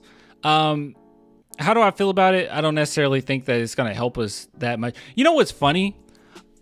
Boris Diaw is one of those players that if he was on this current team or this current roster, I don't think people really care for him that much. Like, seriously, I don't think fans would think much of him. It won't be until the Spurs are winning that you will find value in players like Jeremy Sohan or players like Sidi Sissoko, because Boris Diaw, now don't get me wrong, he had a bag, right? Even when he was super young, he had a bag. But he's also one of those players that he needs guys around him because he amplifies their games. So I just think if he was on the Spurs with our lack of shooters, lack of experience, fans would not care for him that much. Right? It was like, they would call him a liability of some sort, defensive liability. They'll say something. I don't know. We have these fond memories because he was part of the championship team, but mind you, if he was on this team, we wouldn't really care. Boris definitely is a distributor. Yeah, he was great. He was great, man. People have fond memories of oh my God, why am I going blank? Am I just getting sleepy? Oh my gosh, I guess I'm just getting sleepy. Tiago Splitter. There we go. People have fond memories of Tiago Splitter as well. And if you recall, even with Marco Bellinelli, like everyone loved Marco Bellinelli when he was with the Spurs and we won a championship. And then when he was getting ready to come back, everyone was so excited. But then we had a different team. He didn't shine as much as maybe people remembered. And then everyone dogged on him. So I think it's the same thing with any of those role players from that era. If they were in this current team, you would get angry with them, say they're trash or whatever. That's why I'm not so quick to say, screw the players of this play style. Like, I don't know. Yeah, some player types are not respected if we aren't winning, like Draymond Green without the antics. Yeah, exactly. You have to the personnel necessary for those guys to shine. I wasn't even crazy about Tiago Splitter when we had him. Just to be honest. All right, anyways, that's not what this is about. I wanted to look at this. Blake Wesley. Let's speed it up. Hopefully I don't get in trouble for this. Season. What are your impressions off the 2 victories this past weekend over Portland and Minnesota? I mean, we've been playing good. I mean, 2-game win streak at home. Nothing better than that. We're playing good, playing hard, playing 48. 2 games. All right, what's the next question? And good defense as well too, and you can see that in both these last 2 games, especially down the stretch. For sure, that's my mentality going into the game. Defense first, go out there and guard the best players. It's gonna make me better. Gonna make my teammates. Gonna help my teammates. So, yeah. Let me take you back 2 weeks ago in Atlanta. It's a 35-point deficit at the half. Coach Pop pulls the starters, goes to you, says you're going to play here to start the second half. Get Trae Young into an 8-second violation to start the third quarter. Doesn't look like it's going to be a big deal at that point, but all of a sudden the momentum seems to swing. Tell me about just that play and just kind of how the energy Why did we go back so far? Transferred in that game from that point forward. Yes, sir. I started with halftime. I mean, we got into halftime. Oh, he said yes, sir. He's still a kid. It's like game not over. We can go on runs, and then after Pop talked, he was like, "New starting 5." So I'm like, "Okay, I'm gonna go out there and get ready." And he said, "Blake," I said, "Okay, I gotta bring the energy. I gotta bring us back, help us." I'm gonna be real with you guys. I don't have the confidence. I don't have the confidence to paint my nails. I truly don't. I don't have the confidence. I'm not confident in myself enough to do that. I can't. I can't. It looks pretty. It looks nice. I just can't. Also, I don't like paint on me at all, though. So maybe it's just it wouldn't really be my thing. He's killing it though. So I got a floater and then got a. He should do it. He should do it like Sohan does with his hair and just like change out the colors to Spurs. That would be dope. Trae Young, and that helped us bring the No spark. one would And then notice we that. Brung in Trey Jones and Wemby, and they went on the run too. So it all started with the second half group, and we played hard and almost got the dub, but came back. It was a good game, and yeah. And it seems like you've caught Blake older than Wemby. How old is Blake? Chat, look it up. How old is Blake? some of these guys off guard with your on-ball aggression in the backcourt here. For sure. Yeah. I feel like he's 20. He only played 1 year in college. I feel like he's 20. Isn't he 20? That's my mentality going to the game. I want to guard the best players. I want to guard our stars, guard the state. Oh no! Oh god! Can't do that. Oh god! Can't do none of that. I want to thank Coach Voigt and the G League staff for helping me out to becoming a better person up here. So it only got me better down there and playing good up here. Tell me about your G League experience, not only this year with Coach Voigt, but also last year too, and what those minutes did for your confidence. Okay. Back up here to help the team. So going down there was good. Playing there, played in the G League Showcase this past month. We won 2 games in a row. Right. Played great. Got the dub and got good results out of it. When you went to the G League last year, did you have any idea what the level of competition was like there? No, I didn't. So I mean, when I got We don't care about any of this. All right, I don't care about any of this. I'll be honest with you. Blake Wesley's great. Defense is great. He'll be one of those players that I try to hold on to the team as long as I can. That's all. 20 turns 21 in March. I gotcha. Okay, cool. So he's almost a year older than Wemby. Okay. It's about 10 months older than Wemby. Yeah, he's a youngin. He's great though, man. Blake over Malachi. I agree. But everyone knew that Blake was could potentially be better than Malachi, and that we knew that. I always saw Blake as more of a project because he was so raw. Malachi, his floor was higher than Blake's, but Blake's ceiling was higher than Malachi's. And I would say right now in their career, Blake has surpassed Malachi as far as what he can contribute. But unfortunately, his shooting isn't necessarily where we want it to be. Like, his finishing isn't as good as it can be. His three-point shooting isn't where we want it to be. But his playmaking is better, much better than last season. He's taking care of the ball better than he did last season. And his defense is what keeps him in the game. So I like him. Blake wants all the smoke. He does. He will guard whoever's in front of him. He does a fine job too. Now there's times where you go against a player that's talented enough, and it's like, woof, I can't touch him. But some guys, he can at least slow you down for a while. You got to be on your game. He will steal it from you.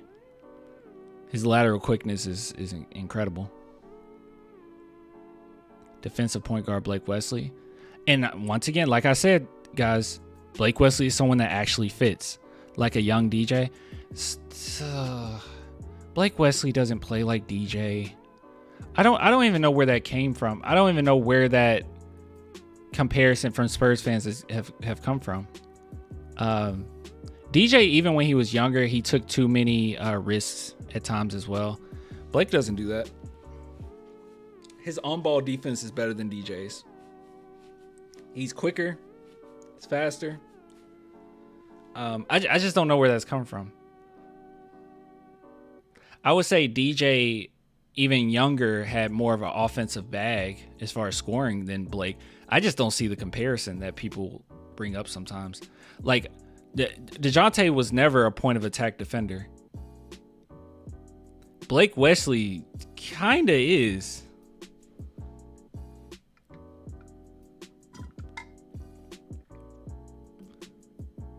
DeJounte has always been better. Always been really good at playing the lanes or whatnot. But Blake, he's just a good on-ball defender. I don't see the comparison much. But his quickness, oh my goodness. His first step is ridiculous. Ridiculous. All right, guys, just hope we don't get copyrighted for this. I don't know. We sped it up. We talked with it. I don't know. Skipped over some stuff. Hopefully we're okay.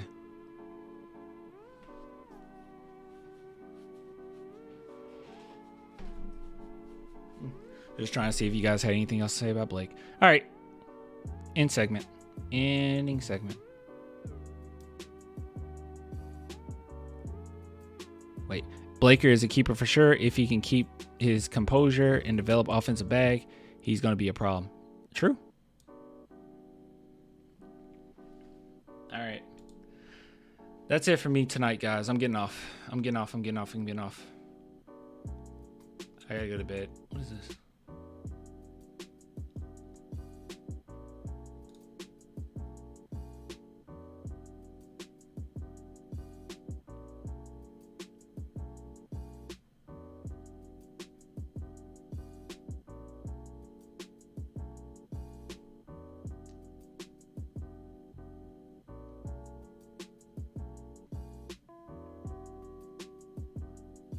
What was this? This was back in November. I don't remember what this was. So I put Spurs fans got the greatest prospect since LeBron and greatest head coach of all time and still crying. Wemby has proven in his short but impressive basketball career to be a winner, and no one has won like Pop. No one is complacent. Be patient and let these guys develop. And it was some post I was reacting to, I think.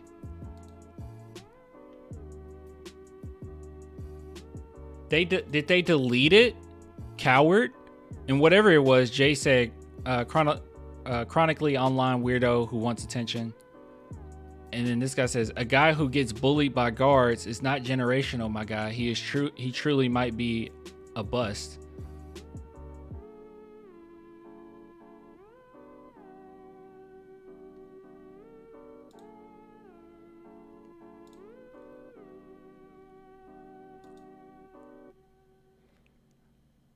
I don't know. Should I react to this? Because I feel like even at the month of November, this was a bad take.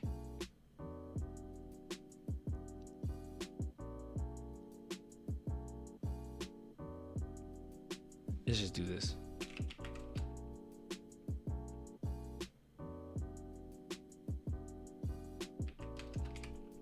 I don't even know what I should do.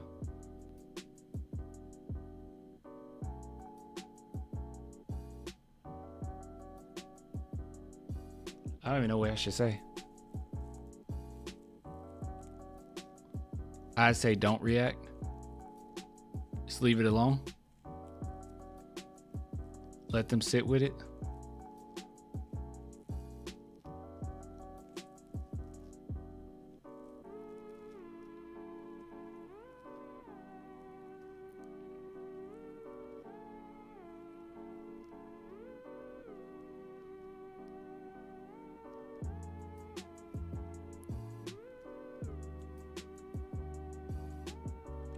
How many games has there been since that comment? That's something I'm curious about. He said that back in November 17th. All right, so let's see. It's been 1, 2, 3, 4, 5, 6, 7, 8, 9, 10, 11, 12, 13, 14, 15, 16, 17, 18, 19, 20. Crap. Hold on, I lost count. I mean, I didn't lose count, but I lost which one I was at. count these. 1, 2, 3, 4, 5, 6, 7, 8, 9, 10, 11, 12, 13, 14, 15, 16, 17, 18, 19, 20, 21, 22, 23, 24, 25, 26, 27, 28, 29, 30, 31, 32, 33, 34, 35, 36. Okay, 36.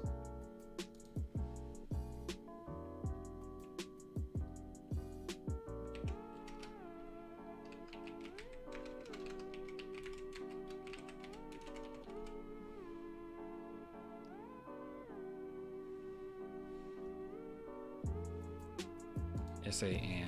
There we go.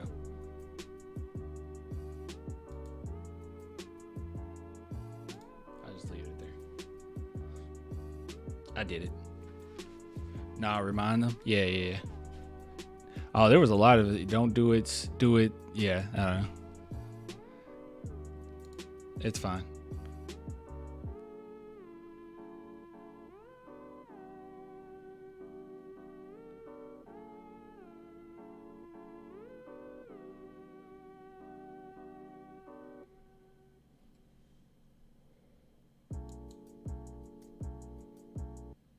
This team plays better with Barlow.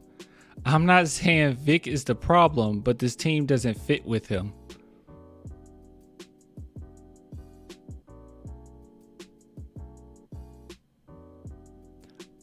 Okay. All right, if I'm being generous here, maybe what they're saying is, I don't know, this is reacting to something.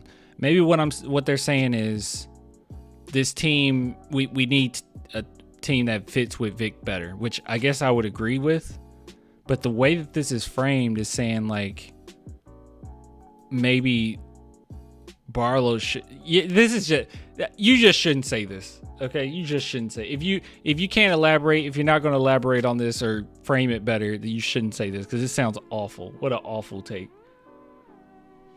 Oh my God, that's terrible. All right, guys, I'm getting off. Ugh.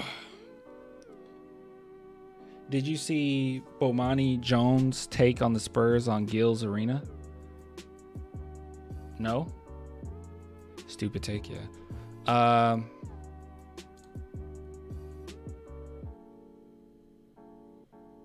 We'll have to get to that another time. All right, so this is the deal, okay? I got one video that was recorded prior. Unless something comes up tomorrow and I need to do a video on it, you won't have any new videos other than the ones from the live streams. So from this live stream, one thing from the other live stream, it will be uploaded up till Monday after today. So you won't get any react on Friday because I'm going to be out of town. I'll be out of town Friday through Sunday. Won't be back to be able to get on with you guys until Monday. And let's see, when do the Spurs play? Spurs play